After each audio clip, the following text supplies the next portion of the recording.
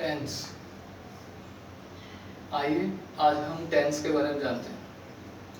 जैसे कि आप सभी जानते हैं कि ग्रामर किसी भी लैंग्वेज की आत्मा कहलाती है, तो ऐसे ही हम शुरुआत करते हैं ग्रामर की टेंस के साथ। हम भली भांति जानते हैं कि टेंस 3 प्रकार के होते हैं, लेकिन वास्तव में इंग्लिश में केवल 2 प्रकार के थे। लेकिन भविष्य में जरूरत पड़ी, जब यानी वर्तमान में हमें जब जरूरत पड़ी, तो एक तीसरे टेंस की और खोज की गई। तो शुरुआत में जो टेंस थे वो केवल 2 प्रकार के थे, present tense and past tense. फिर उसके पश्चात जब ग्रामरियंस को जरूरत पड़ी कि हमें एक तीसरा टेंस भी चाहिए जो हमारी बातों को सटीक रूप से बोल सके, तो फिर आया फ्यूचर टेंस का इस्तेमाल। अब आप ये सोचेंगे कि प्रेजेंट टेंस और पास्ट टेंस ही थे, तो फ्यूचर टेंस का प्रयोग कैसे किया जाता था पहले? तो इसके लिए हम प्रेजेंट टेंस के द्वारा फ्यूचर टेंस का प्रयोग किया करते थे। कहने का अर्थ है जैसे ही विल कम टुमारो और ही इज कमिंग टुमारो, दोनों का मीनिंग एक ही है, लेकिन पहले ही इज कमिंग टुमारो ही का प्रयोग किया जाता था, लेकिन अब फ्यूचर टेंस की उत्पत्ति होने के बाद में ही विल कम टुमारो जैसे नए वाक्यों का प्रयोग किया जाने लगा है। चलिए, ये तो बात हो गई हमारे तीनों टेंस की। अब इन तीनों टेंस में भी 4 उपभेद किए जाते हैं। इंडेफिनेट या सिंपल टेंस, जिन्हें अनिश्चित या साधारण काल भी कहा जा सकता है, कंटिन्यूअस, इम्परफेक्ट, प्रोग्रेसिव टेंस, और फिर perfect tense and perfect continuous tense. अब इसमें भी क्या है कि जो इंडेफिनेट सिंपल टेंस है वो एक सिंपल सेंटेंसेस का प्रयोग या सिंपल टेंस का प्रयोग हमें बताता है, और जो कंटिन्यूअस टेंस है उसे इम्परफेक्ट और प्रोग्रेसिव भी इसलिए कहा जाता है क्योंकि इसमें कार्य का लगातार जारी होना पाया जाता है। जैसे वह जा रहा है, अब हमें ये नहीं पता है कि वो कब से जा रहा है और वह कब तक जाएगा। जबकि परफेक्ट टेंस, जो इसका तीसरा उपभेद है, वह यह हमें बताता है कि इसमें कार्य पूर्ण हो चुका है। चौथा प्रकार, परफेक्ट कंटिन्यूअस टेंस, इसमें यह भी दो टेंस यानी 2 उपभेदों से मिलकर बना है, कंटिन्यूअस और परफेक्ट टेंस से। तो इसमें कार्य चल भी रहा होता है और पूर्ण भी हो गया होता है। कहने का अर्थ वह 2 घंटे से पढ़ रहा है, यानी इसमें हमें यह पता है कि वह 2 घंटे से पढ़ रहा है और कार्य लेकिन गतिमान अवस्था में है। चलिए, इनके उपभेदों की बातें बहुत हो गई। अब हम शुरुआत करते हैं प्रेजेंट सिंपल टेंस का। अब यह कंपटीशन और हमारे जो स्कूलिंग एजुकेशन है या एजुकेशन है, उसमें दोनों में ही काम आए, इस प्रकार से हम टेंस के बारे में अध्ययन करेंगे। तो सबसे पहले प्रेजेंट सिंपल टेंस की पहचान हिंदी में कैसे पहचाने उसको, तो वह हिंदी वाक्यों की क्रियाओं के अंत में ता है, ती है, ते है, ताहू आदि शब्द आते हैं, तो वह कौन सा टेंस होगा? Present simple tense. अब हम उसे इंग्लिश में कैसे पहचाने, और ये सबसे इंपॉर्टेंट पार्ट है हमारे इस टेंस का।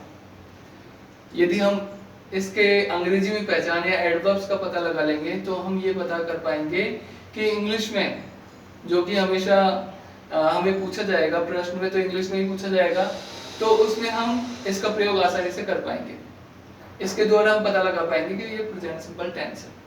तो इसमें कौन कौन सी एडवर्ब्स होती है? Always, ever, never, daily, scarcely, sometimes, often, hardly, everyday, once in a week, generally, usually, occasionally, every morning, once a month, twice a day, habitually, regularly, etcetera.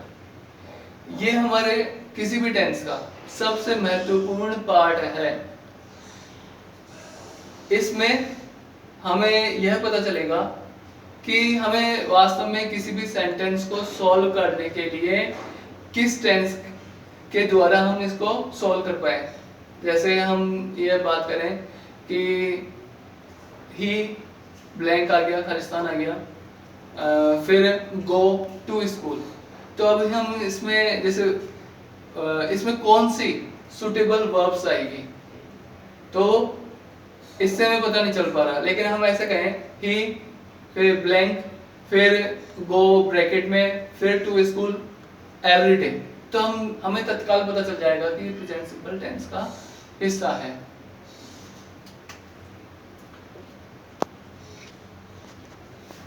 अब है use of simple present tense, यानी simple present tense की उपयोगिता क्या है।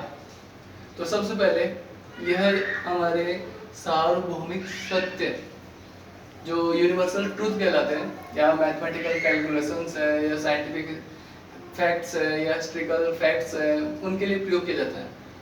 जैसे the sun rises in the east, यानी सूर्य पूर्व में उगता है। ये एक यूनिवर्सल ट्रूथ है, इसका फैक्ट हर जगह लागू होता है, हर देश में, हर जगह यह फैक्ट लागू हो रहा है। 2 into max 4 ये एक मैथमेटिकल प्रोसेस है, यानी 2 और 2 4 होते हैं। इसमें मैं आपको एक बात और बताना चाहूँगा कि कुछ ग्रामेरियंस के अनुसार 2 into max 4 is also correct and 2 into max 4 is also correct, यानी 2 और 2 4 होते हैं। ये दो हिंदी अर्थ में सत्य है, लेकिन इंग्लिश में मैक्स लगाएं तो कुछ जो ग्रामरियंस है उन्होंने इसको सही माना है, और कुछ ग्रामरियंस ने मैक को भी सही माना है। अब आगे चलते हैं। इस टेंस का प्रयोग पोजेशन यानी अधिकार को भी बताने में काम आता है, यानी this pen belongs to me, यह मेरा पेन है। इसके अलावा ये हमारे इमोशंस है, मेंटल एक्टिविटी है, फीलिंग्स है, इन सब को भी एक्सप्रेस करता है, जैसे I love you, I hate him. इसके अलावा we believe in God, she trust in him. ये जो शब्द हैं लाइक, स्मेल, फील, ये सब कुछ इसमें काम आते हैं। फिर आता है फोर्थ इसका यूज, प्लान्ड वर्क या फिर फ्यूचर टाइम को भी यह बताता है। तो इसमें जैसे the schools reopens in August due to covid, ये बता रहा है कि स्कूल्स है वो अगस्त में खुलेंगी, यानी ये फ्यूचर प्लान बता रहा है, यानी सुनियोजित कार्यक्रम बता रहा है। The PM comes here tomorrow, यह बता रहा है आने वाले भविष्य को। तो मैंने पहले ही बात की थी आपसे कि जो फ्यूचर टेंस है उसका उत्पत्ति बाद में की गई। पहले हम लोग ये जो प्रेजेंट टेंस और पास्ट टेंस से ही काम चलाया करते थे। तो यहाँ पर the PM comes here tomorrow, तो इसका मतलब भी यही है कि जो प्रधानमंत्री है वह कल यहाँ आएंगे। और अगर ऐसे होता the PM will come here tomorrow, तो उसका भी अर्थ सही होता। फिफ्थ इसका जो यूज है हियर इन देयर से स्टार्ट होने वाले के साथ भी इसे लगाया जाता है। तो here comes our teacher, okay.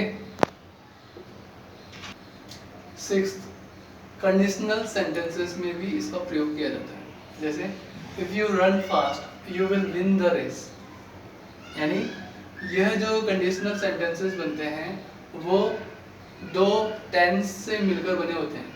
इसमें जो फर्स्ट पार्ट है वो अपने प्रेजेंट सिंपल टेंस आता है, और जो सेकंड पार्ट इसका आता है वह इसका फ्यूचर सिंपल टेंस का आता है। Unless she works hard, she will not succeed. Seventh, आंखों देखा हाल यानी कमेंट का भी इसमें प्रयोग किया जाता है। न्यूज़पेपर जो पब्लिशिंग होती है वो भी इसी टेंस में की जाती है मोस्टली, और जो न्यूज़पेपर रीडिंग है या न्यूज़ रीडिंग है उसमें भी प्रेजेंट सिंपल टेंस काफ़ी मदद करता है। जैसे Rohit Sharma runs after the ball, catches it and throws to wicket keeper। 8th है ऑथर के स्टेटमेंट को एक्सप्रेस करने के, यानी जो कि त्यों जो शब्द ऑथर ने या किसी प्रसिद्ध व्यक्ति ने कहे हैं उनको भी यह व्यक्त करता है। जैसे Keats says a thing of beauty is joy forever। तो ये जो इसका प्रयोग हो रहा है वो प्रेजेंट सिंपल टेंस में हो रहा है।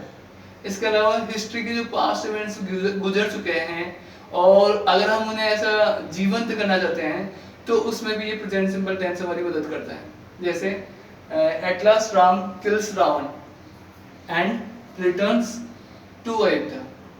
तो इस प्रकार से हम ये देखते हैं कि जो प्रेजेंट सिंपल टेंस के यूजेस हैं वो बहुत ही अच्छे हैं और बहुत जगह काम आते हैं। अब इसके जो सिंपल रूल्स हैं वो अब हम आगे पढ़ेंगे आगे के पार्ट में। धन्यवाद। बाद में कर लेंगे।